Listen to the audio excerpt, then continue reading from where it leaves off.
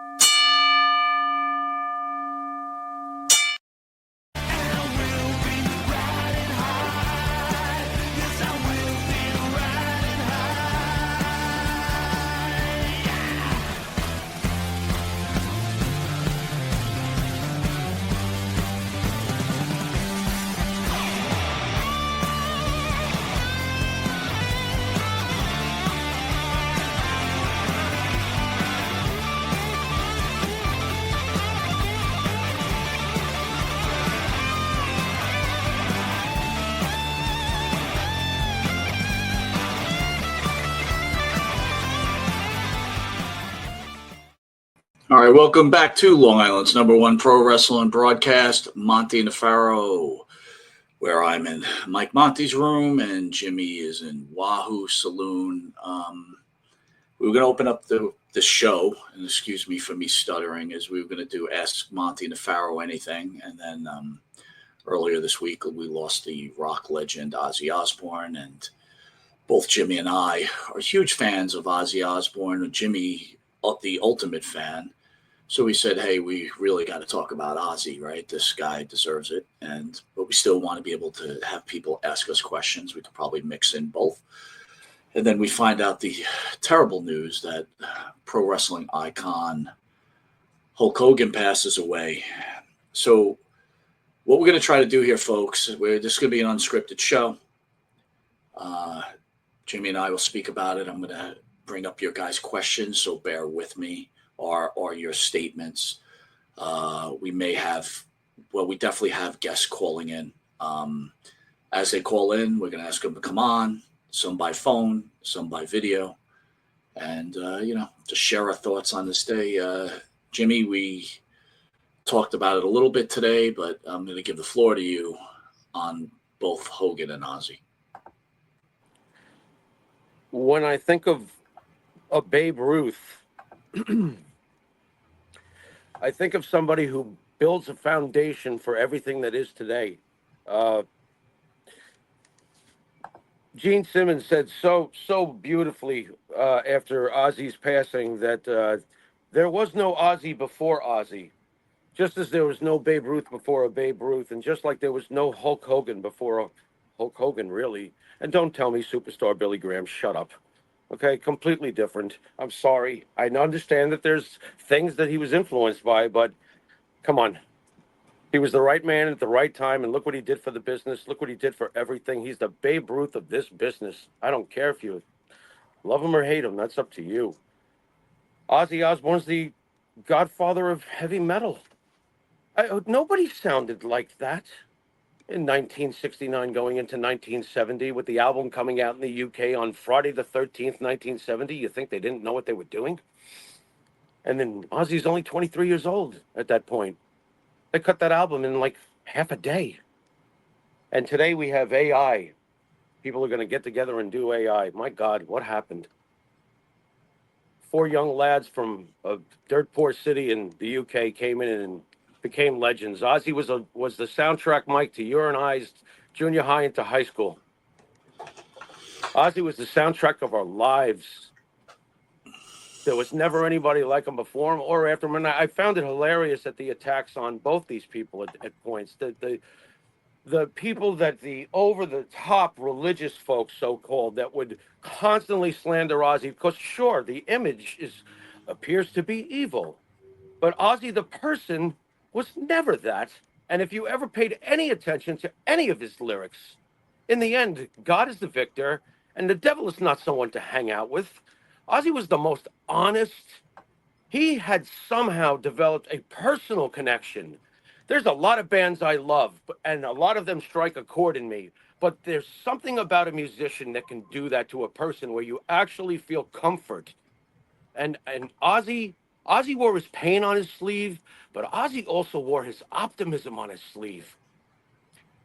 He wrote his own eulogy. People don't even realize this, that he wrote his own eulogy. He knew he was going to go. We didn't know. We hoped he wouldn't go, but he obviously must have known. And to Sharon's credit, I feel like she knew too. He always needed her to be the brains, correct, Mike? As far as the Absolutely. business, and she Absolutely pulled was. through. She pulled through. In the end, there's a lot of things that I have not liked about Sharon, but you know what? In the end, I sum it up the same way I sum it up as far as John and Yoko. It's really just my opinion and none of my business whether I approved of the ladies or not. Those men did. The end. Well, That's really there's it. a lot to say, right? We both Sure. have experienced marriage and relationships, and you know, Sharon and Ozzy had a rocky road together, and but she always stood by his side, Yeah. Yeah, she and did. I think that's in life with all our relationship. Ultimately, you want to be friends and love and cherish each other no matter what the bad, the good. Um, Not to switch over to Hogan, Jimmy, but I think about Sure.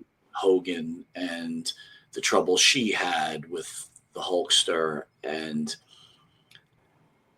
in the end, I think you look at it and you say, I wish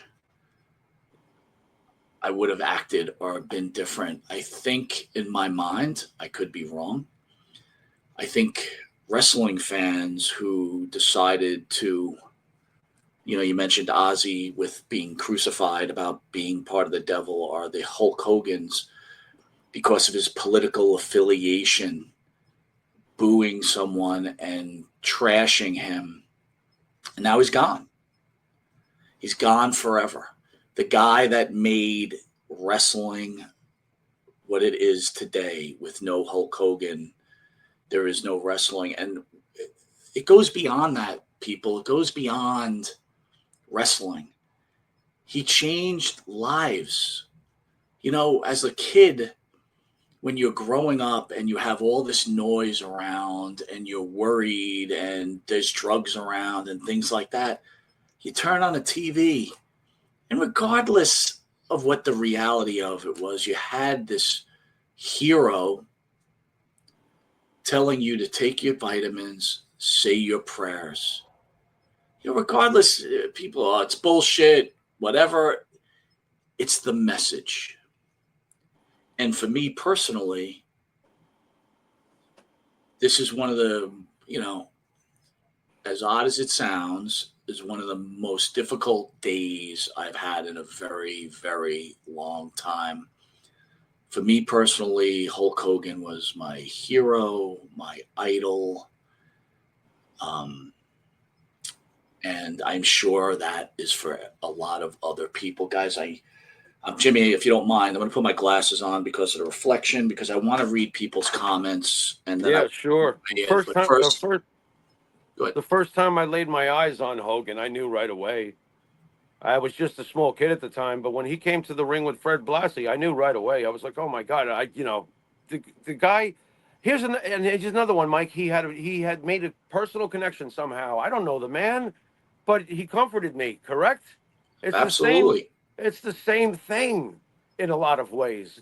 This has been a double kick to the groin. This is the hardest show. I told you before we went on the air. This is the hardest show I've ever had to do because We've had a lot of hard shows, bro. I A got lot a of hard roll of shows. paper towels here, Mike, just in case. What the fridge?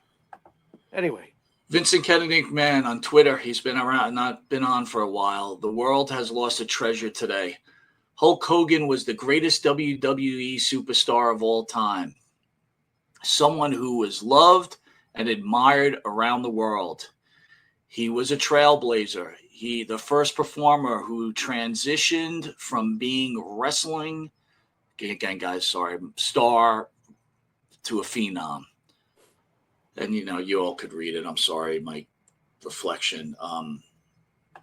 to make Vince McMahon come out and make that statement, first of all, thank you, Vince McMahon, for doing that, because that was well-deserved. Jay, do we still got an echo? And Jimmy, do I have an echo still? No, I've been hearing you fine on my end, but I'm not sure how they're hearing it at the RJ Hudson, Rip Ozzy, and Hulk Hogan. Yeah. Guys, this is going to be a show for you guys. We already decided this going in.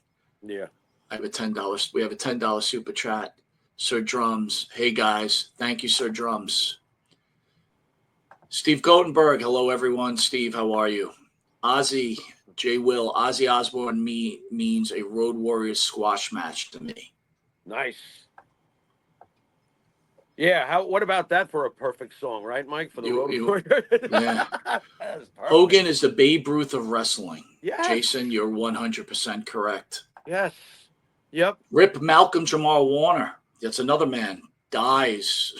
It's Ozzy Osbourne, Hulk Hogan, and Chuck Mangione. Yeah. All right, guys, we got a call in. Okay, just bear with me. Yep. Hey, man, how are you? You're on the air. I was, but I woke up this morning. I was feeling pretty good. But now I'm just sitting here watching television, and I'm sad. I don't know if any of your listeners know we just lost Hulk Hogan today. And he was the type of guy, I met Hulk Hogan the first time, either in 77 or 78 in Atlanta, Georgia.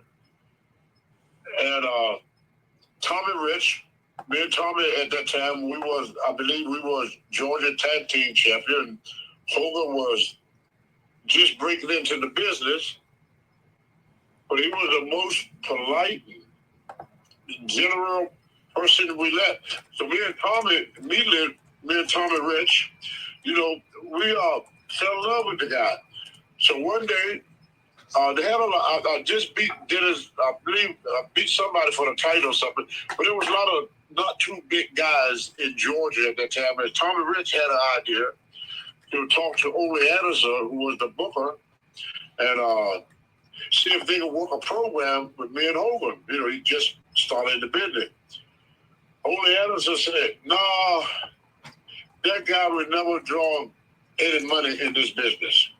And what said to him, and this ran, I believe, 77 or 78, maybe as late as 79, because I was still hanging around there around that time. But Hogan always knew about that, and from years, 40 years later, he brought that story up about what me and Tommy Rich, did for him.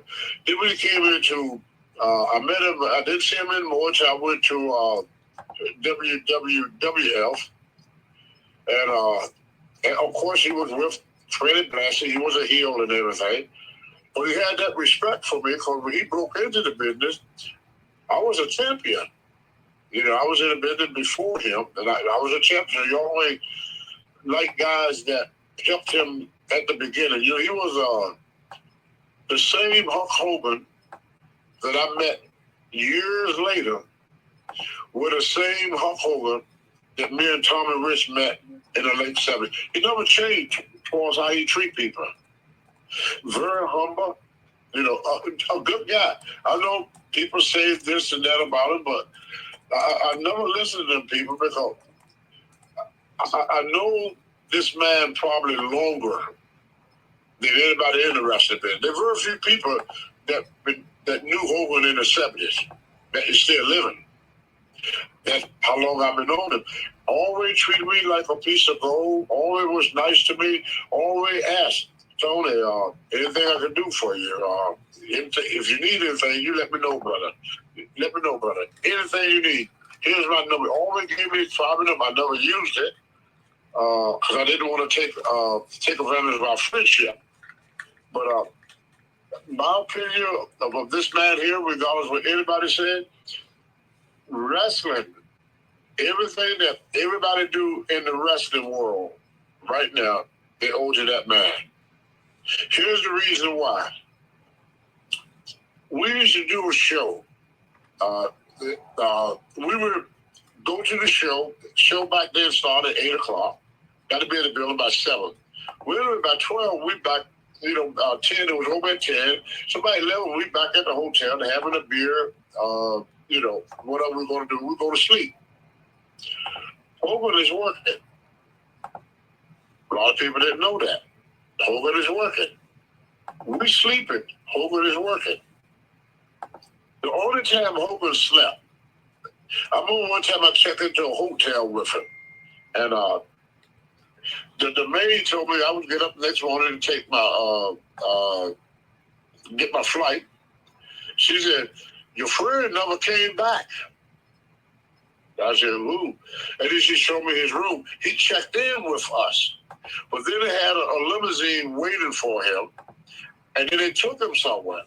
He come, so while we was in the hotel relaxing, like most guys do, he was working. Then we get to the building. I'm only coming in. He do, hang around with the boys, laugh and joke. He work. Then they have a limousine for him to take him somewhere else. We go back to the hotel and have a beer, and my beer and calamari, fried calamari. That's what I used to do on fried chicken wing. Hogan was working. I said, "Hogan, when do you sleep?" He said, "Well, when I'm in the plane or I'm in the car." When you get that limousine, he would curl right up and go sleep. That's all that. He would check into a hotel, but never get to stay in the bed. Vince worked this guy, to be honest with you, he did a lot of 16 to 18-hour days. A 16-hour day for Hogan was a short day. And people don't know all this stuff. All the behind-the-scenes stuff he had to do. You understand what I'm saying? Yeah, I do. Somebody want to help sponsor the show. So they say, "Hey, can you get Hogan to come to our party?" So Hogan wanted to do a show, leave the garden. Now he got to go hang out with these rich people because these people just gave Vince a bunch of money. See? Yep. But that's why Vince went so long with Hogan. Because he knew that he would do the 16, 18-hour days, 24/7. Vince had an old saying, "Goddamn sleep is my enemy." Vince believed that you rest when you retire. All the rest you want. But right now you on my dime. And Vince would drain every bit of energy out of you. But that's not just Vince, that's business. Now, Hogan was a businessman. He was a true American. He loved his country. And for all the people that don't know him, he never had a racist bone in his body. If you don't believe me, ask Coco Beware. He the one that got Coco his job back. See? So a lot of things Hogan did behind the scenes. Hogan went to visit like sick kids, kids and stuff like that. All the time. On his own dime. He reached out to people. People was in need. He would go to these places, talk to these sick kids and all this stuff. He never refused a kid autograph. He never did anything to his fans. He treated his fans like gold. Like I said, one thing I say about Hogan and Vince would fire you if you refuse to sign an autograph. So Vince, the autographs is the world to Hogan. When a fan come up to him, I mean, that was his world. He treated everybody with the utmost respect. He treated me, gave me a lot of tough love, though. I mean, he chewed my ass out several times about stuff, He said, "Tony, I want you to remember something. I said, what is that, Huckster? He said, when I first met Tony Atlas, he worked out a lot, took care of business, got high a little bit. He said, now the Tony Atlas I know, get high all the time, barely work out, and don't take care of business. So you're the first person I've seen. I've seen a lot of people work their way from the bottom to the top. You're the first that work your way from the top to the bottom. He said, do your friend a favor. Reverse that shit, brother. Work your way back to the top. Tony, You the man. Tony, There's nobody like Tony Atlas in this business. You the fucking man. Reverse that shit, brother. That's what he told me. Jimmy's got a question. Jimmy's got a question, but I don't think you could hear him. Go ahead, Jimmy. What is it? I just wanted to ask him about his working with Hogan, what it was like in the ring, because he had great matchups with him. What was it like working with Hogan in the ring, Tony? See, you got to realize, to Hogan, I was a veteran. You understand? To Hogan, can you hear me? Yeah, we could hear you, Tony. You're good. Okay. To Hogan, I was a veteran. Remember what I said? When Hogan started in the business, I was already a tag team champion probably twice. Once, because, I was already a champion. You understand what I'm saying? I was already a main eventer when he met me. I was teamed up with Tommy Wildfire Rich. Me and Tommy, we were dominating Georgia. We were the biggest thing in Georgia I've ever seen in '78. And Kevin Sullivan. We were rocking, brother. But Hogan was hanging out with, to him, was a star. Hogan was watching me on TV. You understand? He's from Augusta, Georgia. How many times did we wrestle in Augusta that Hogan was sitting in that audience looking at me and Tommy Rich and Harley Race and all of us and Ric Flair? He was our fans. That's what made him get interested, looking at Tommy Rich, Ric Flair, Tony Atlas, Mr. Wrestling #2. Hogan grew up watching us. You understand what I'm saying? He broke in the business a little bit later than I did. He was in his mid-20s. Because me and him right about the same age. But anyway, I was already a star when he met me. So when I worked with him, he did whatever I told him to do. He let me do what I want to do. He was very respectable towards the veterans. Andre the Giant was a veteran when he fought fighting the veterans. When I walked away with Harley Race, but one reason, more than this reason, I respected Harley Race. Also, he could have whooped my ass, so there was two of that. Right. I didn't give no shit. So, but I respected Harley Race. I respected Ole Anderson, Gene Anderson, all these guys. These are the guys that broke me into the business. So the rest of the business, you respect your vets. Your veterans. Yeah. See? Tony. Whoever had, it was called seniority back in them days. It's like two wrestlers, you pull up with your card. You got two wrestlers you got to pick up. One wrestler been in the business for 20 years. The other wrestler been in the business for 5 years. Well, the wrestler that been in the business for 5 years in old days would be carrying the bag of their 20-year-old wrestler, putting it in the thing, get in the back seat, and let the veteran sit in the front seat.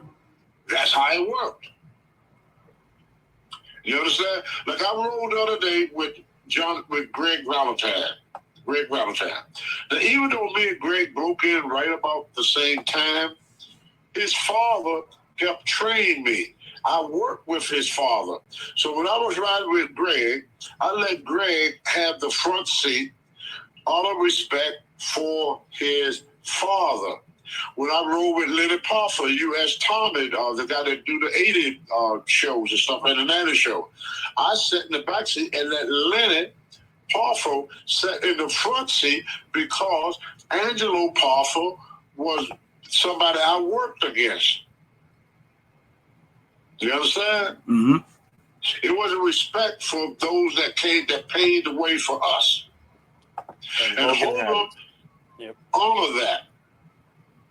When he with any veteran, he treat them with the most. You would think you the star. When I was around Hogan treated me like I was a star. That's Hogan. He was the most humble champion we ever seen in his business. Very humble. Loving, good Christian, good American. Love this country, love his fan, love his job, love everybody. He didn't have a bad word to say about anybody. But he was a businessman now, so sometimes people get business confused with friendship. See, sometimes a person owning a business got to make a decision he don't want to make, but for the sake of the business. You understand what I'm saying? Yep. That happened in all walks of life, not just in the wrestling business. Business is business. Sometimes people would do things that interfere with Hogan business. He got a family to take care of. So he can't jeopardize his career and his family just because you want to be a jerk off. Okay? Tony, final question to you is: Hulk Hogan, does the WWE owe Hulk Hogan? This is from Mr. Rodriguez in the chat. A lifetime achievement award. Brother, not just the WWE. Everything that you see now came from Hogan, AC, all these groups, WCW. See what Hogan did when he got in that movie. I watched that movie. I say when I watch it, I said, my God, this is going to make a lot of people come and see wrestling. Nobody even thought about wrestling. People had no idea the impact of that movie. It brought a whole new group of people that never even heard about wrestling to wrestling. Vince, who is smart, capitalized on it. I mean, Hogan, in that movie, it was more popular. Nobody seen anything like that before. Never. In any movie. That leg drop, if you watch that movie, the way they did it, the way he hit the Stallone, and the way they put Hogan over to look like this big monster, wild, crazy, and the moves and everything he did, and the way they did, you watch that movie, and people that never even thought about wrestling, they said, man, I've never seen this before. I got to go see this. I got to go see this. So right away, as soon as Vera took it back, everything was a sellout. But here's what put the icing on the cake. You know how they say everything comes in threes? Did we hear that term? Yes, sir. Everything comes in threes. This was something that was meant to happen. It would never happen again in probably 1,000 years. It was just destiny. It was destiny. Everything fell in place perfectly. This is what happened. The Ayatollah Khomeini was holding American hostages.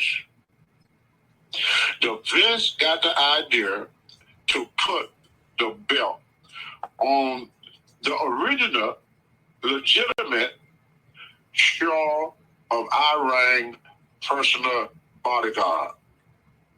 Not a fake Arabia, the real deal. Straight from Iran. Straight from Iran. Cursing, spitting on the flag. Stupid in America, hot toys, spit on America. They need it. All American boy. They needed somebody to stand up and would fight for America.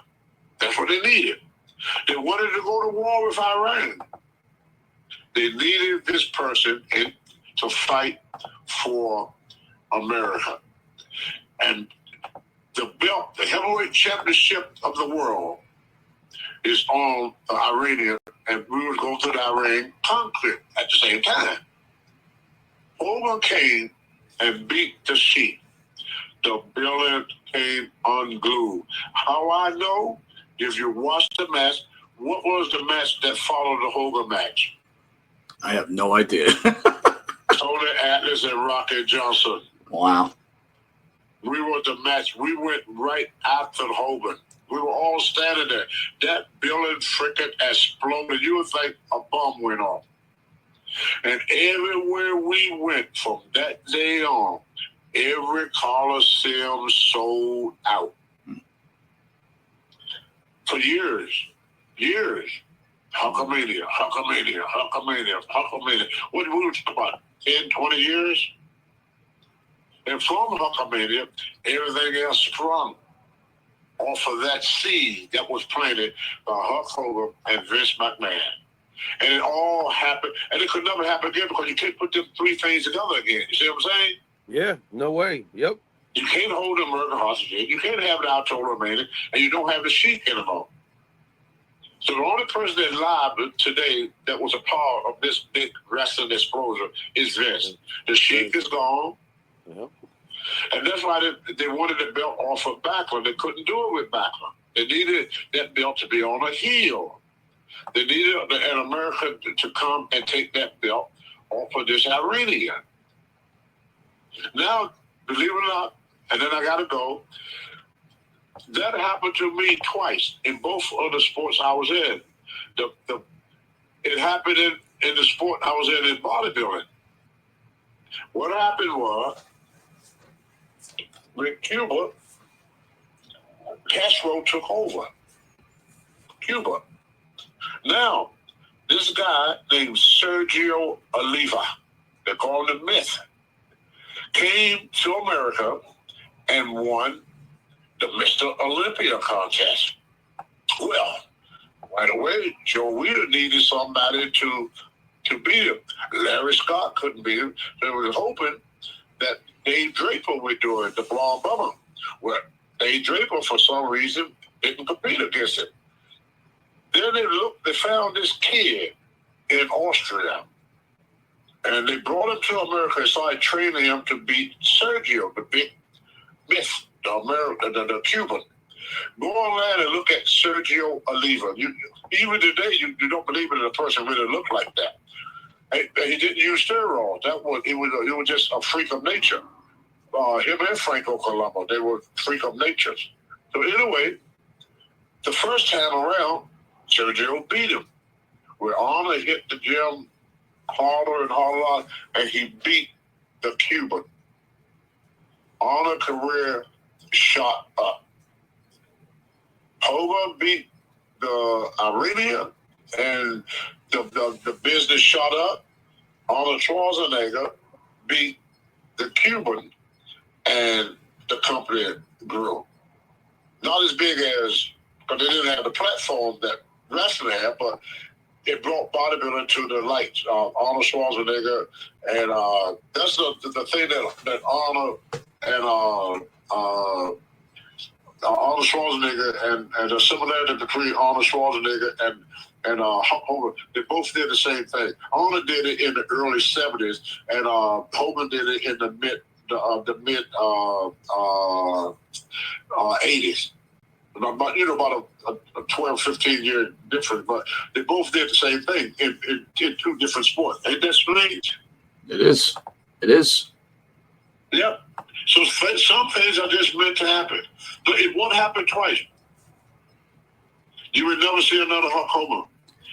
You would never see anybody that pop wrestling the way he did. It would never happen again. So, Tony, I know you got to go, but if I could ask you one last thing. If you had a chance to talk to Hulk Hogan before his passing, what would you say to him? I love you, brother, and thank you for being a friend and a mentor. And I wish I had listened to you earlier. I wish I had listened to some of the advice he gave me. He tried to give me good advice, but I was hard-headed. I didn't take it. But and thank you for what you did for the rest of the world. Thank you for all the kids and the sick people that you went to visit, and all the hard work you did to make wrestling what it is now. They're not just wrestling. Thank you for being a human being, an American hero. There's somebody that, you can have your kids look up to Hogan. Hogan was a great champion, for American being strong, brave, and patriotic to your country. A good America, a great America. Well done, sir, and thank you. He should be looked at in that way. He was a great America. You know, he brought wrestling not just to America. I mean, see, America, we got cable. I mean, you talking about Europe, Japan. Come on, man, the world. This guy electrified, introduced wrestling not just to America, but to the wrestling would never, trust me. Who was going to do that? We had all these guys with the great bodies up. You had me, Jimmy Snooker, Piper. Look, think of all these people. They didn't have that. Nobody was like that. Taker came close, but not like Hogan. See, a lot of these guys, even though they got big, what happened with these guys when they leave the ring? Nobody talk about them anymore. When did the people stop talking about Hulk Hogan? You tell me. Never. See? That's what I'm saying. He would never be forgotten. Guys like Bruno Sammartino and Hogan, but even Bruno, nobody's talking about Bruno no more, but Hogan, I mean, this was something that shocked the world. He was like, he was the Muhammad Ali of the wrestling business, but in a bigger stage. Yeah. He was bigger than any celebrity ever walked the face of the earth. Babe Ruth, all of that. Nothing like this ever happened in any sport. Nobody talking about Michael Jordan anymore. Tom Brady, as great as it. When did I tell everybody talk about anything about Tom Brady? See what I'm saying? Yeah. Hogan was probably the biggest star the world has seen in centuries. It's going to be a long time for anybody, fill them shoes, brother. Because they don't have his work ethics. 16, 18-hour days, 7 days a week. Hello, you do that. For decades. And have energy for the fans for every show. Be at the top of your game every night, 365 at the top of your game. For how many years? You try that. Ric Flair did it. See? That's why Ric Flair beat up looking.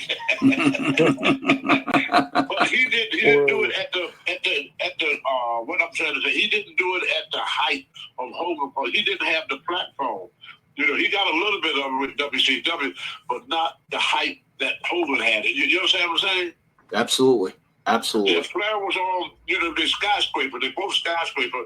Flair was on the 35th floor. Hogan was on the 76th floor. They were skyscrapers. That was a different. Yeah.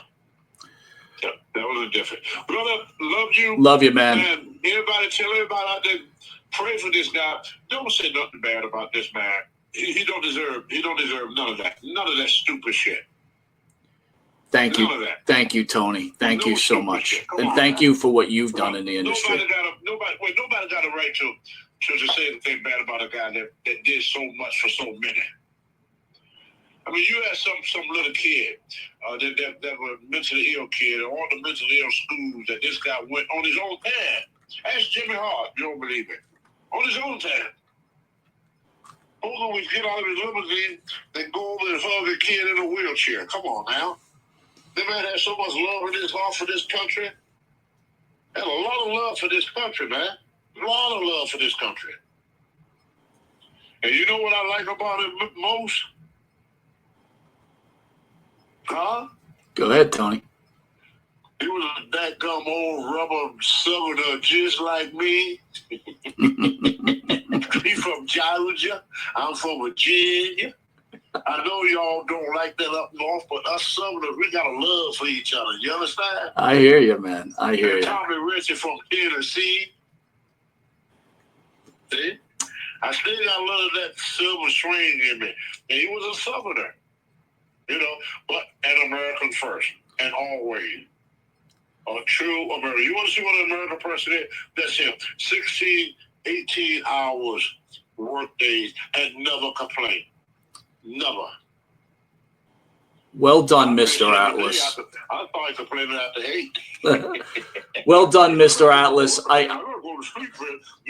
Come on, Vince. When we gonna leave, Vince? Vince said, Tony, come on, Vince. I gotta get my workout in. I gotta go. I do that with you, right, Marty? That's it, brother. Gonna be, man. That's it. Hogan's sitting there smiling. All right, we love you, Tony. We'll talk to you soon. Yeah. God bless you. On a piece of grapes, starving to death, nibbling them grapes and crackers. I remember that. Amen, sir. All right, big guy. I'll talk to you. All right, good night. Everybody, the great Tony Atlas. Jimmy, you're back, baby. Sorry about that. Tony Atlas, man. Yeah, I was hoping that Tony was going to be a hard act to follow, and he was. How's that? You know. Just so you know, the great Ron Shaw's in the house. We've got our family in. Maria Big Davis has returned. A lot of great comments popping up there. Jimmy, so let me ask you. Yeah. What is your favorite moment about Hulk Hogan that you remember that stays with you? My favorite? Because it's there's too many when it comes to him. It's like asking me my favorite Black Sabbath album with Ozzy. It's difficult. I think at the end of the day, the Hogan Andre is his pinnacle. Obviously, the Hogan Andre at WrestleMania 3 is his pinnacle, but my personal favorite is really, at the time I worked in an office, and there were a lot of, internet was kind of young in those days, but there were, and since I worked in a computer place, there were plenty of wrestling fans somehow in this office. It was a good company. There were smart people there, but they used to trash Hogan, Mike. I mean, trash him. And he destroyed WCW. There's nothing left of him. He sucks. He's this, he's that. And I kept trying to tell my coworkers, because I did work there for years, that if you think that Hulk Hogan is really out of gas at that stage, and this is around the time of the fall of WCW, right, Mike?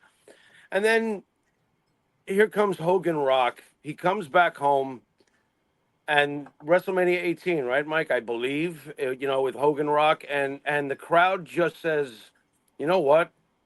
I know you're the bad guy in this match, and we're supposed to boo you, but you really are Babe Ruth. And you came back.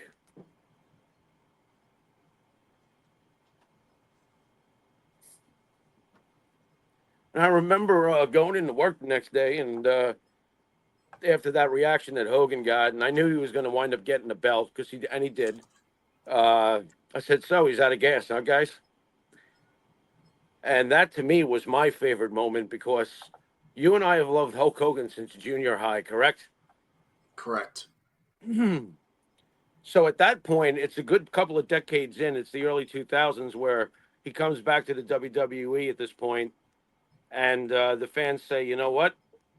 You're still you. It's amazing how far, in my eyes, we seem to have fallen, because some of the garbage I've seen written today about Hulk Hogan is the bitter reflection of the nastiness and the taste of the mouth of the finger keyboard pounding pussies that are doing what they're doing today on the day that the man who changed wrestling, and as Mike said earlier, the man who changed lives, did you or did you not actually come home from a date because Hulk Hogan's ribs were injured? Let's be serious. This is a true story. I think we've told it before. As nerdy as it sounds, yeah, absolutely. No, it's not. It's not nerdy. It's Hogan was able to make that personal connection that Ozzy was able to make with his fans. The end. Hogan was everything Tony said, and it's really hard to follow up what Tony said, because it's all true. It really is all true. You can hate them all you want, but if you ignore history, those are the ones who are the scary ones, because they'll erase history. And the history is exactly accurately reflected by Tony Atlas, because we lived through it as kids. We've been watching Hulk Hogan for decades, all the way to the end. Right from the beginning, really, pretty much, except for that little magical spot that Tony was telling everybody about, 77, 78. You and I do not have access to that yet, Mike. We don't. Am I aware of it as I'm starting to fall in love with wrestling in late 79? Yeah, I'm aware of it, but I didn't get to see it.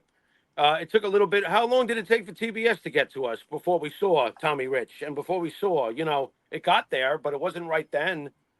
And Hogan was the man from the beginning. He was the man from the beginning. Can I throw in real quick the first time I ever heard Ozzy Osbourne's voice? Go ahead. This is back in the days of Elwood, Mike. You remember the corral? Yeah. Remember the keg parties that they'd have up there, and they make a fire during the winter up in the woods? Yeah. And we had the fire going on. And back in those days, back in like the early 80s and stuff like that, everything you see about heavy metal is kind of true, I guess, because the followers we were all nuts. Look, we were bored out of our tears, and we didn't have a phone to be bored with either yet, So we'd go into the woods, and it was a nice cold. The air was fresh and cold, and it's New York, and we're in the woods with the keg, and everything's great. And a couple of people might have popped something, perhaps me included. And Dewey, and that's a reference to somebody I do believe walks over to the fire, and someone throws on the song Black Sabbath. And when the power chords finally hit in, he threw lighter fluid on the flames. And for those that were pill-induced that night, that was something. First of all, I'm trying to process, what am I listening to? Because I've never heard anything like this before or since. And he didn't remind me of anybody. I'm like, whoa, whoa, whoa, whoa, whoa. What is this? There's one thing about Ozzy for sure. He was the most unique voice. Like, Mike, I know you loved Ronnie James Dio. So do I. Technically, Ronnie James Dio is obviously on, look, he is what he is. But Ozzy was, oh my God, Ozzy was so unique.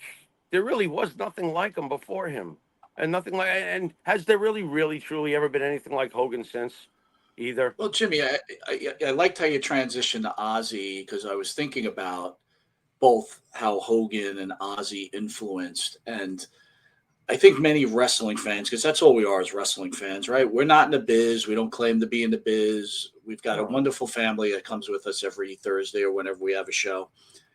But way before the Road Warriors, I could remember in school when if you weren't listening to that type of music, maybe you were listening to the Beatles or whatever else. And I remember the first time I heard Iron Man. And I remember my arms, the hair on my arms going up, because I was just in amazement about this song. I don't know if it has to do with being a male or whatever else, but like you could almost feel the testosterone, if I'm saying that right. But anyway, running through your body. And, obviously the Road Warriors take on Iron Man, and then for the wrestling fans out there, it took on a whole new light on itself, right? That music alone. I mean, when you heard Iron Man after you watched the Road Warriors come out to it, what did you think of? Kicking ass. That's what you thought about, just kicking ass. The Road Warriors would come into that music and just destroy people, right? And, you think about Hogan. And again, I want to take it out of the wrestling thing, Jimmy. It's like, listen, so I grew up, my father was a big dude, right? Big muscular dude, right? And, being a younger kid, kind of being under that shadow of that was difficult, right? Bro, but, when your dad, if I can, and this is with love and respect, when your dad would walk in the house back in the day when we were kids, his presence was felt immediately. I could go on. Absolutely. Yeah. So, as all of us as children or whatever it's music or art or literature, something changes your life. And wrestling changed my life, because as I watched these stars like Tony Atlas or Jesse the Body Ventura or Bob Backlund, there were people I was like, how could you be like that? Right? What do they do? You know what I mean? And, and then when Hogan comes along, it's like, this guy was instantly a hero. An American hero. He beats up the Sheik. Do you remember the night that Hogan wins the belt from the Sheik? Do you remember that memory? Yeah. Tell me what you were thinking that night. I was shocked. I was shocked because I mean, I wasn't shocked that what happened, but I was shocked that it was on Sheik. I was still confused. What was it, 3 weeks, Mike, that Sheik had it? Yeah, that's fair enough. I mean, I'm no wrestling expert, but yeah, that's fine. The initial jolt, like I knew Hogan was gonna. Boy, they wrote that perfectly, by the way. And look at those beautiful clips right there. Nice job there, Mike. Um, you knew that was going to happen, and you wanted it to happen, and it was perfectly set up. But I, as a wrestling fan, after years of watching Backlund defeat guys that we can go through, like Morocco, Valentine, Slaughter, et cetera, et cetera, et cetera, and it's Sheik that wins it. But it was obviously a perfect plan. This was the perfect transition. Vince knew exactly what he was doing. And I think, how did you find out? You read it in the paper or something? No, so at that point in wrestling, I really wasn't. I was starting to like lose favor in it, right? To be honest with you. Really? And for many years, as great as Bob Backlund is to us now, back then, I could, with confidence, saying I literally hated him. I hated him every match, and I just couldn't take it as when did you get my off the bad guy. train then? Wait, I just want please, I want to backtrack a little bit because we're not out of high school yet, Mike. I'm pinpointing right now. Yeah, so and I'm thinking about 6 months before he loses to the Sheik. I'm kind of like bailing out. Who did he beat at the end when you were like, okay, that's enough? Who was the last one that you went, okay, that's enough? It wasn't like, it was kind of like just waned off, Jimmy. And I remember when he finally, like the Masked Superstar, I kind of had a feeling maybe the Masked Superstar could beat him, and he beats the Masked Superstar. I think he beats him by count out. But anyway, the point is, I really wasn't paying attention. And I was dating this girl. I won't name her name, but I was at her house. And in the Daily News was this miniature clips. They used to give the results. Couldn't have been this big. Right. And I see that the Iron Sheik, who, like, I used to laugh at the guy. Right, I remember him clubbing Backlund, and he beats Bob Backlund. And I'm like, what the F just happened here? Yeah. So then I start watching again. And then, if you remember, someone just mentioned, I remember when he comes out to help Backlund, Hulk Hogan, and I'm totally back in it. Now, remember something. Oh, yeah. We're in high school, guys, so I don't want to bore you with the story, but Rocky III comes out at some point. And everybody knows I'm a wrestling fan, and they all make fun of wrestling because back then, if you liked wrestling, it really was not a good thing, right? Everybody who's a wrestling fan has experienced it. Right. So the whole high school goes to Rocky III at a cinema right down the street from this house to this day. It's closed now. It is? And all the Rocky fans cheering on Rocky. Huh? It's closed? Yeah, it's closed a long time ago. Oh, go on. So all the Rocky fans are cheering on Sly, right? And I'm the only asshole rooting on Hogan. And when Hogan's beat, I'm going crazy. I'm going crazy. And at that point, I was a Hogan guy, right? Yeah. And then he comes out to the WWE to help Backlund. And then we know the story after that. And after that, like Jimmy had said, I was dating a girl, and I was supposed to meet her at a bar. And it was the night that WrestleMania 2 where Bundy and Morocco hold Hogan down and break his ribs. I was so shattered over this. And you're not talking about a 10, 12-year-old kid. You're talking about like a 16 to 17-year-old loser, right? Yes. I'm shattered. I'm like, I can't go. I can't go to the bar. This is the worst night. Hogan's been hurt like an idiot. But the funny thing is, Jimmy, it's like, that's Hulk Hogan to me, man. Yeah. That's Hulk Hogan to me, Jimmy. Yeah. He was everything to me. You know what? If I can do the dad memory, my father always encouraged my love for professional wrestling. He loved Gorgeous George. So when he saw me being interested in, he wasn't watching anymore, but he lived it through me, right? So he would take me to Comac Arena. And I got to see at the Nassau Coliseum, Mike, I was in the second row back in the Blassie Hogan bad guy phase, where Hogan fought Andre at the Nassau Coliseum in the very early 1980s. It was unbelievable. It really was. And I had the perfect shot when Hogan body slammed Andre. He had done it multiple times before the infamous moment of WrestleMania 3. And I got to see it with my father in the second row at the Nassau Coliseum. And yes, when he picked him up, I had a view of his back muscles, Mike, as he was picking up Hogan. and you could really hear him grunt the two words, "Oh shit." And he slammed them down on the mat, and we were just a few rows away, but still, the floor did shake. It shook. It shook. It was incredible. Everything about him was just he is the Babe Ruth. He did change everything. Wrestling wouldn't become entertainment. Entertainment wouldn't be what it is today. You can love it, you can hate it, but if you deny it, you're ignorant. The end. There it is right there. The Well, Roman Jimmy, Coliseum. The let me greatest ask. stare down. Go on. Let me ask you this. Yeah, You talked about the Rock Hogan, which many consider one of the greatest matches of all it time. is. Oh, it's great. But let me ask you, and no matter how wrestling fans feel right now, okay? Right. To me, the greatest match of all time and always will be It is. is Hogan Andre. It is. I said that. My personal vindication moment because I hate the way people treat Hulk Hogan.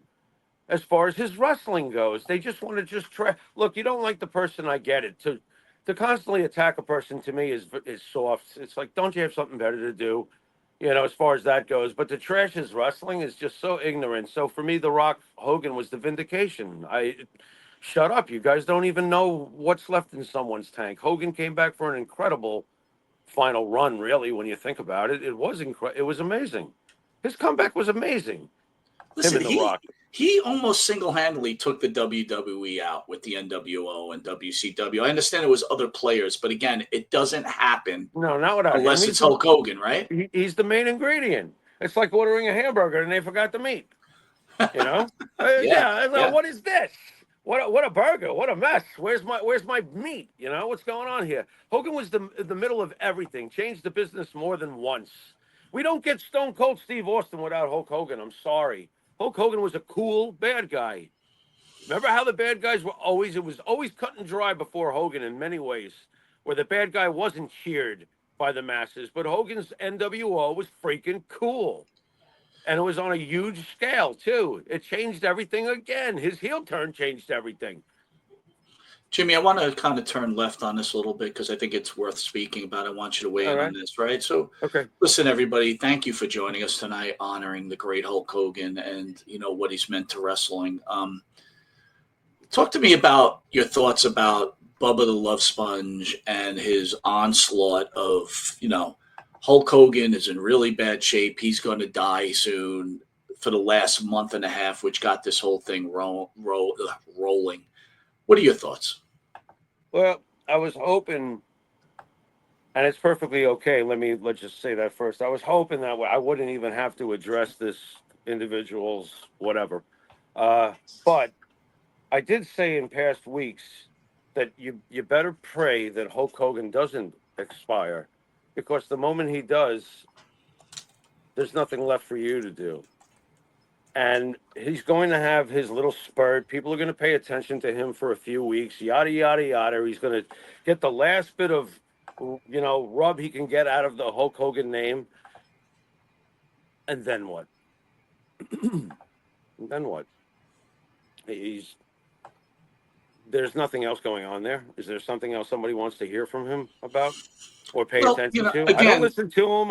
It's only brought to my attention. I do not go to that pit of vomit. Go on. Again, in this world or whatever world we're living in, as it regards to podcasting or whatever, right? Or even radio shows. Everybody seemed like they just wanted to be the first one to report that this guy dies. Like, for what? Again, I didn't understand. We covered it about 3 weeks ago, I think, right? And we covered the fact that, if the guy's family wants to keep his health issues private, and I understand he's a public figure, but he didn't owe anybody an explanation, nor did his family. Well, it's prying. Did anybody need to look up the definition of the word prying? Do I strike you as somebody who's really truly into prying? I don't give a fuck. What are you bothering them for in the first place? And you're right. He doesn't owe anybody a fucking thing when it comes to that. I mean, you got podcasters. There's one particular podcast, which I won't even name, but he's bragging that him and Bubba the Love Sponge is the only ones that knew what was really happening. And what does that mean? Well, hold on. No asshole. Everybody knew there's something going on. Okay? And you were basically hoping that he was going to die. So you could say that you knew he was going to die. Congratulations. I don't even understand the mindset there, man. Why don't we ask them if they got tomorrow's winning ticket numbers for the lotto, since they know so much? They have such great clairvoyance. You know. Let's talk about something else that you covered, Yeah, because please. I thought it was very telling and very thoughtful. Okay. As everybody knows, Missy Beefcake is a good friend of the Monte and the Pharaoh show. So is Brutus the Barber Beefcake. And when we started hearing rumors about Hulk Hogan not being on the best of health, there's a video out there where Jimmy discusses the fact that he just wishes that Brutus and Hulk could just work things out, right? You know, on a personal, I'm going to let you take this one, Jimmy, but on a personal basis, I think about him having a falling out with his daughter, Brooke, which we just read. We don't know. We know he had a falling out with Brutus Beefcake. And now there's no chance of fixing this. If I do know for a fact that Missy and Brutus wanted to fix it. I don't know about Brooke Hogan. I don't even know if that's true. I don't know if Linda Hogan got to say her, But in the end, guys, I guess the lesson is here. Take it beyond the show. Hate, it's just not worth it, man. Because when it's gone, it's gone. And look, I'm no one to preach, okay? Because I've got my own problems. If anyone knows me, I'm not the easiest guy to get along with. I'm really into winning. But you know what? When things hit me like this, I realize, you know what, Monte? You're not getting it. Jimmy. Well, at the end of the day, I hoped out loud that, they'd be able to get things patched up. But, it's time sometimes, it's not up to us, it's up to God. And the only thing that they can do is probably what Terry would want them to do anyway. And it's remember the good stuff. Because if Terry was a believing Christian and believes that where you go is described the way it is where you go, then none of the bad stuff is up there anyway. And try to hold on to the reasons why you guys loved each other in the first place. Mike, I really can't. It's not fair, what life throws at us sometimes. One of the greatest bumper stickers ever says, shit happens. Well, here we go again, You take the good and you try to move on. You really don't have much of a choice because the alternative sucks. Right? Well said, Jimmy. Well said. It's funny it's not funny, but we were talking about Ozzy and Sharon. It's kind of like two different worlds, right? That Sharon, forgave and other people can't forgive, right? It is two different worlds. It's funny. Over the years, Sharon has made me and many other fans, very mad for a lot of different reasons. But when I saw that final picture of Ozzy's farewell concert with Black Sabbath, and I saw a picture of Sharon off to the side, and just typical '70s jeans and sneakers and sitting Indian style, and watching Ozzy get to preach his final sermon, and you better not really label anybody too much, right, Mike? You talk about judging. It was just as important that she set it all up for him to do.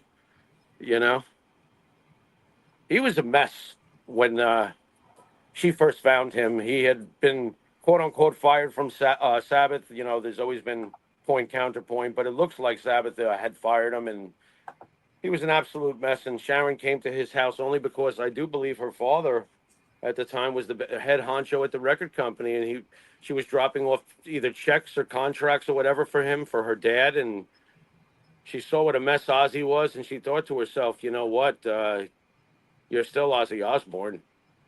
Mike, if she doesn't have that conversation with him, he doesn't get encouraged to find your favorite Black Sabbath / anything Ozzy ever did guitarist, Randy Rhoads. Sure. So when that little skinny, young, fresh-faced kid who didn't do any drugs or alcohol walked in with different colored sneakers on and started playing, Crazy Train and stuff like that. I mean, you're getting a wizard, and he's sober, Mike, the kid. He's straight edge. He's got that great look for a rock star. He's already got the blonde hair, everything.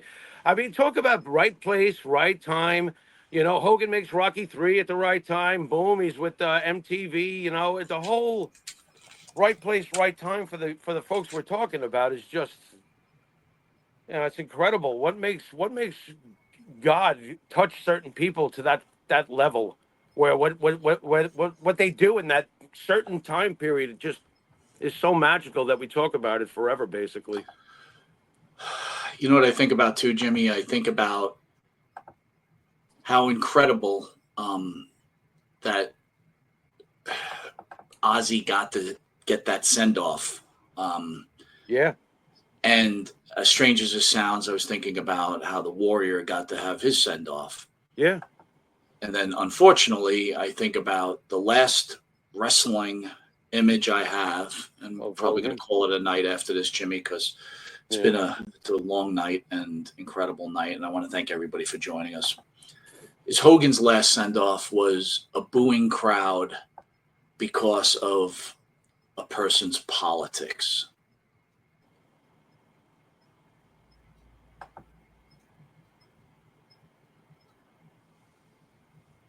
Well, you know what? Is that how you're going to remember him?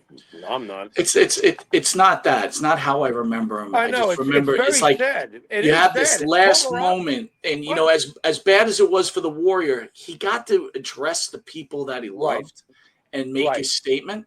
Right. Yeah. We got a visitor in, Jimmy. We got Bruce is in the house. Bruce?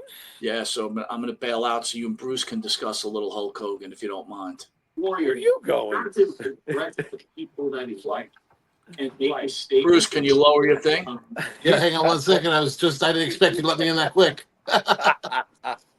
You were on top of it. I'm impressed. You become quite the producer there, my friend. Thank you, sir. Thank you very much.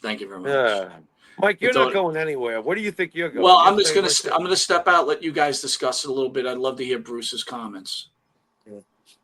I'm just as shocked as everybody else today. I can't believe what's happened. I woke up this morning, jumped online, I saw Mike had posted something, and I was in awe. I mean, I grew up in the rock and wrestling era. I was 8-9 years old when Hulk Hogan started that whole thing, and man, he's been part of my. I don't remember not being a Hulk Hogan fan. It's just what a day, man. I talked to Mike earlier about jumping on the show anyway to talk about Ozzy Osbourne, and Ozzy was such an icon when I was a little kid. He was probably one of the first people to scare the ever-living shit out of me, and then a couple hours later, the Hulk Hogan thing. I'm just man. Yeah, it's a 1-2 punch. It really is. It's brutal. But so hey Jimmy, how's everything by you? How's everything down in the Panhandle? It's too fucking hot. Are you in Texas? Why don't you update the folks at home? I'm sweating here as we're talking. He's in Texas. Were you a big Sabbath fan growing up? I was a big certain songs. Unfortunately, they were in that era where my parents wouldn't really let me listen to them until I got a little bit older. But hilarious. Go on. My first big exposure to them would have been, we talked about it earlier, the Road Warriors. Really? Okay. Yeah. Well, I had to hide my heavy metal records. I guess I'm a little older than you, so when Metallica was coming around, and more importantly, bands like Merciful Fate, like when my parents saw some of my album covers, they were like, "Okay, this is no good." So Ozzy caused a lot of heat in my house. What's your favorite memory of Hogan? Because we basically lost Babe Ruth. Well, has to be when I was a kid. As you know, I lived in an area of New York, Newburgh, which was right across the river from the legendary Poughkeepsie Civic Center, the Mid-Hudson Civic Center, where so many cool angles happened. And my favorite one was Hulk Hogan and Paul Orndorff. Pretty much the entire build up to that cage match happened in one night. From the filming of the flower shops, the match with the Moon Dogs, and then the match with Stud and Bundy where he turned on him. The crazy part was they weren't even advertised for that night. The people that were advertised for that night, the main event was Corbel Kirshner against Nikolai Volkov in a boot camp match. And then we got to see Paul Orndorff turn on Hulk Hogan. Come on, tell me that Wow. wasn't a cool night. Wow. Was the place sold out with no No, Hogan in no, it? nobody. Well, it was always sold out because it always had the TV tapings. Right, Um, right, right. Okay. but I Okay. was a kid. I was. Let's see. I would have been 9, 10 years old at that point, and it just was. It hooked me at that point. Hogan's greatest match. Ooh. Probably some of the stuff I saw him wrestle in Japan, but my favorite match has to be the culmination of that angle with Paul Orndorff, that steel cage match where they miraculously hit the floor at the exact same time. Come Right. Right. So how is it? So how is it down in Texas? Are you comfortable with the climate and stuff around there? And how are the people towards you? After all, you're just a damn Yankee. So how's it been on. for you? I am that damn Yankee down here. I have run into a little bit of that, but overall, now people in Texas are very, very friendly. The hardest thing to get used to is this weather, man. It's brutal. I know you're feeling it too. Yeah, I saw a snake in my backyard. There was a snake in my backyard, Monte. A snake. I don't think they got poisonous snakes in Florida, do they? No, it Oh wasn't yeah, poisonous, but it was black and it was big. I was like, I looked back behind my pool. I'm like, what the hell is that? What? There's things like, I'm like, what the? I got dogs back here. What are you doing here? Guys, I'll ask you this question. Who was Hogan's greatest nemesis or foil? Beyond the Democrats, that is. well, come on, it has to be the Andre angles. When Andre turned on him, the world stopped. Yeah, that's pretty much my take too, Mike. That's his landmark. That's the top of the penthouse right there. There was nothing bigger. Look, at the end of the day, Vince's ideology and belief was all placed in his final booking decisions, and the E in entertainment was going to get born, lawsuit or not, with World Wildlife Fund.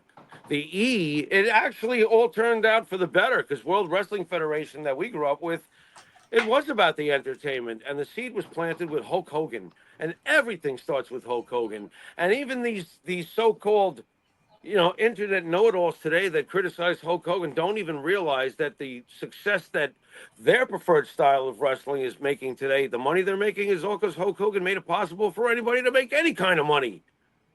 Anybody who wrestled on a card prayed to be on a card with Hulk Hogan, the way you would later on with Stone Cold Steve Austin or The Rock. When you're GS, throwing, go go ahead. ahead. Go ahead. GS says, remember seeing Hogan live the first time in '86 in Exhibition Stadium against Orndorff.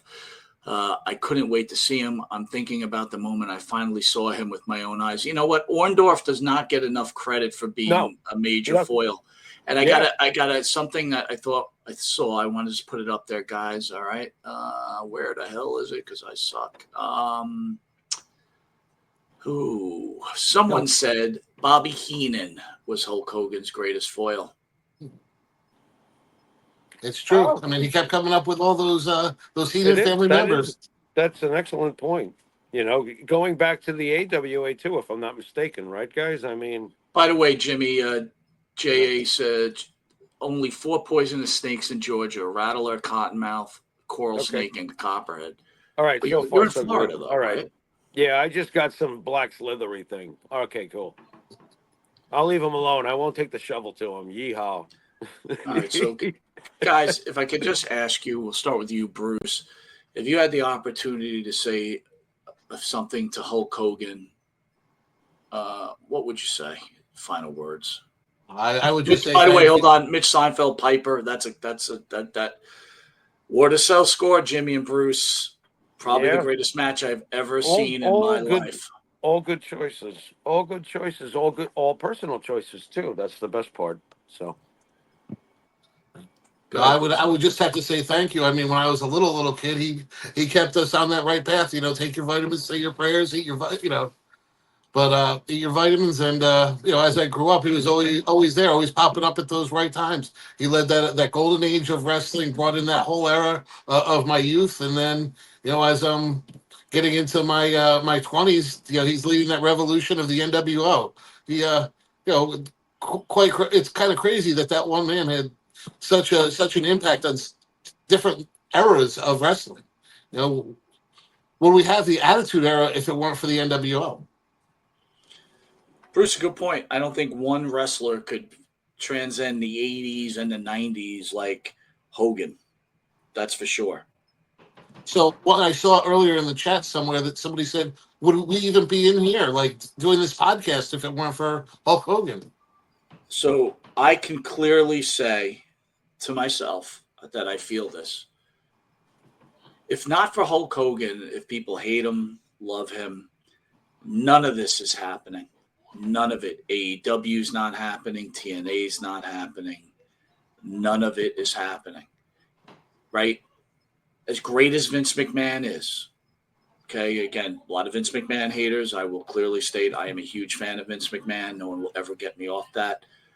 I believe Jimmy is too. I think you are, Bruce. Yeah, we discussed it earlier. I got to say something to all the assholes out there who said, when Vince McMahon put out a statement, there were a lot of people who put out there, they put a picture of Goldberg up and said, "You're next." It's kind of or hope you're next and stuff like that. And, it's just such a disgusting thing. We're losing an icon as it is. And then to say stuff like that, I don't know. People are just, sometimes people are just so toxic. A lot of tough people behind keyboards, right?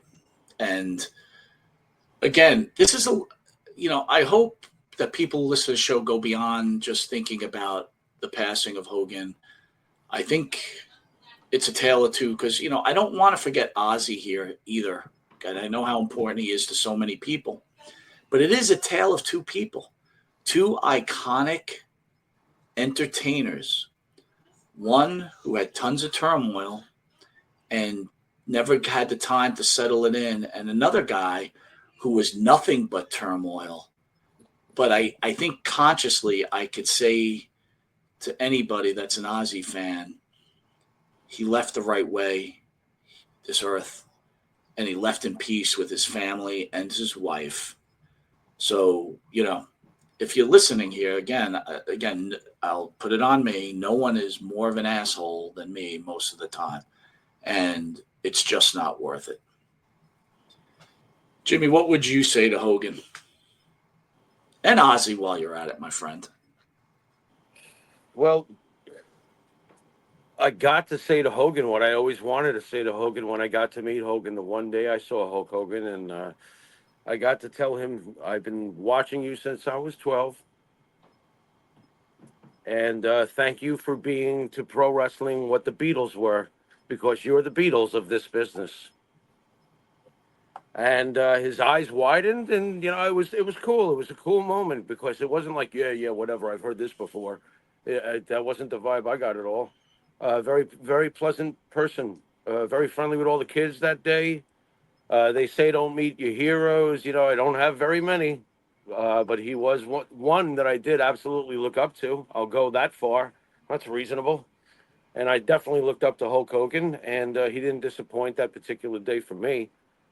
We've lost Babe Ruth. Getting back to what we started with, we've lost Babe Ruth in this business, and as deeply as the characterization of Hulk Hogan over all these years touched me, I would say to Ozzy what so many others would: you were the soundtrack to my soul. You somehow always seemed to very intelligently. That's what gets lost here about Ozzy. He was a genius. He was somehow intelligently able to relate the same feelings you have in some of the hardest things to deal with in life about. He would express frustration, and yet there was optimism somewhere in the clouds there. And that was what was so beautiful about him. And I would also thank him for the lyrics at the end of Goodbye to Romance, Goodbye to Friends, Goodbye to All the Past. I guess that we'll meet in the end. A genius. Just a melodic genius that changed everything. There's no Metallica. There's no Judas Priest. There's no Iron Maiden. There's no, just like with Hogan, there's no Attitude Era. Bruce has nailed it. We've nailed it. There's nothing. It has to start somewhere. You know, the home run now today dominates Major League Baseball. Can I get back to Babe Ruth? Where did it start? So we just lost Babe Ruth of heavy metal, and we just lost Babe Ruth of professional wrestling within hours. Within hours. And they did leave so differently, Mike, and it is sad. It's a polar opposite ending for two heroes. Ozzy Constant Chaos is able to write one of the most beautiful endings to a life you will ever see. $190 million for charity on top of it. And he knew, he knew, Mike, he knew. And when you're watching it, you see he wants to stand up, but he knows better. He knows he can't. And he still sings like if you close your eyes and you listen to him. And what's your favorite song from him? If you close your eyes forever, you know, even the final concert, if you close your eyes, it's Ozzy. Guy never changed. Lived his life to his beat, and thank God somebody like Sharon could handle the money and get him straight sober so he could be his real self, which wasn't, obviously. But he made it that far. And let me tell you, if I make it to 76 and I think about the life that he had, whoa, nice grade on the report card. And you get to write your own ending and sermon by doing your set list with Black Sabbath. Winner. And then poor Hulk. I refuse to let that last memory be those tards, those idiots doing what they did to him that last time. No way. There's just too much more to remember him by. So that's not going to work for me. You know, I'll turn that off. I have that capability. Click, brother. For me, I just want to say thank you for the nights in Madison Square Garden. Thank you for making me feel proud to be a pro wrestling fan. Thank you for teaching me good against evil, as weird as that may sound. And my most recent memory, and forgive me, I just want to share these pictures. I went to meet Hogan, and when I'm sitting online, I think to myself, I hope this isn't an epic fail, because we've all run across heroes that have failed us miserably, right? And I'm like, this can be the ultimate letdown. You know, busy, the place is packed, the guy's trying to get through thousands of people. This could just be an epic fail. And I got to tell you, I said it before on the show, I'll say it again. Him, Kevin Von Erich, real, true gentleman. And I tend to believe what Tony Atlas said is he generally cared about the fans. Black, white, green, blue, didn't matter, you know. And, you know, I am glad I took that trip to Florida to see him, because I wouldn't be able to live with myself at this point. But again, Hulk, if you could hear all the fans out there, if you could hear these three gentlemen, it's on Monte and Pharaoh and the family, thank you for changing lives. Forget about wrestling. Thank you. Jimmy. Yeah. It's your time. Well, I guess that means take us out. So I've been deliberating all day if I've got the balls to do it, but I guess Ozzy would want me to at least try. So I'm gonna sign off with this. Goodbye to romance. Yeah. Goodbye to friends. I tell ya. Goodbye to all the past. I guess that we'll meet in the end.